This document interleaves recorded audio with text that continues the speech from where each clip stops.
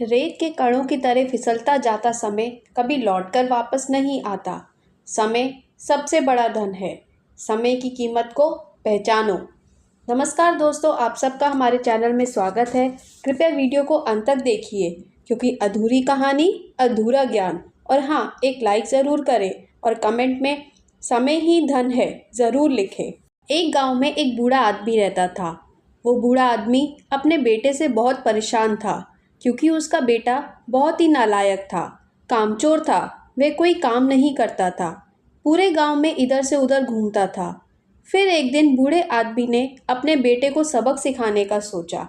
उसने अपने बेटे को अपने पास बुलाया और उससे कहा, बेटा, घर के अंदर अलमारी में एक घड़ी रखी हुई है, तुम उसे निकाल कर लाओ। बेटा घर के अंदर गया और उसे निकाल के लाया। फिर उसके पिता ने उससे कहा, तुम एक काम करो, इस घड़ी को अपने साथ बाजार लेके जाओ। जितने लोग तुम्हें मिले इस घड़ी की कीमत पूछ के आना। अब वो लड़का वह घड़ी लेकर बाजार गया और वहाँ उसे जो भी मिलता वह उससे घड़ी की कीमत पूछता। किसी ने उस घड़ी की कीमत 500 बताई, तो किसी ने 800, तो किसी ने 1000।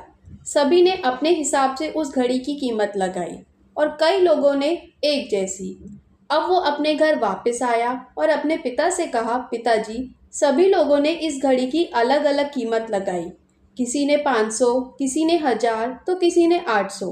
अब उस बूढ़े आदमी ने अपने बेटे से कहा, ठीक है बेटा, अब इस घड़ी को वापस अलमारी में रख दो और जाओ। अब अगले दिन फिर से उस बूढ़े आदमी ने अपने बेटे को अपने पास बुलाया और उसे फिर से अलमारी से वह घड़ी लाने को कहा। लड़का फिर जाता है और अलमारी से घड़ी निकाल कर लाता है। अब उस बूढ़े आदमी ने अपने बेटे से कहा, बेटा जाओ और इस घड़ी के अंदर जो समय चल रहा है उसकी कीमत पूछ कर आओ। लड़के को कुछ समझ नहीं आ रहा था कि उसके पिताजी उससे क्या करवाना चाहते हैं। वो दुखी मन से फिर से बाजार में जाता है और सभी लोगों से उस घड़ी के अंदर जो समय चल रहा था उसकी कीमत पूछता है। लोगों को लगा शायद इस लड़के की मानसिक स्थिति ठीक नहीं है। कल ये घड़ी की कीमत पूछ रहा था, आज समय की। बहुत से लोगों ने उसे भगा दिया और कुछ लोग उस पर हंसने लगे। अब लड़का बहुत परेशान हो जाता है और सोचता है कि यह मेरे साथ क्या हो रहा है। तभी उसकी नज़र एक बूढ़े व्यक्ति की ओर पड़ती है जो एक कोने में बैठा था। लड़का उसके पास गया और उसने बूढ़े व्यक्ति से अपना सवाल किया। बूढ़ा व्यक्ति सवाल सुनते ही समझ गया कि लड़का क्या पूछना चाहता है। उस बूढ़े व्यक्ति ने उसे जवाब दिया, बेटा, ये जो समय है ना जिसकी तुम कीमत पूछ रहे हो, इसकी कोई कीमत नहीं लगा सकता। तुम करोड़ों रुपए देकर भी अपनी ज़िंदगी का एक सेकंड भी वापस नहीं ला सकते। इसलिए इस टाइम का सदुपयोग करो। टाइम की एक अच्छी बात है और एक बुरी। बुरी बात यह है कि यह गुजर जाता है और अच्छी बात यह है कि तुम किन चीज़ों में इसे गुजारते हो, यह सब तुम्हारे हाथ में होता है।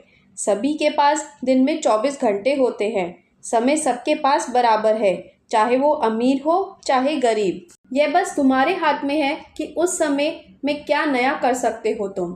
तो अपने एक एक क्षण का हिसाब रखो, इसे व्यर्थ ना जाने दो। उस आदमी की बातें सुनकर लड़के की आंखें खुल गई और उसे सारी बात समझ में आ गई।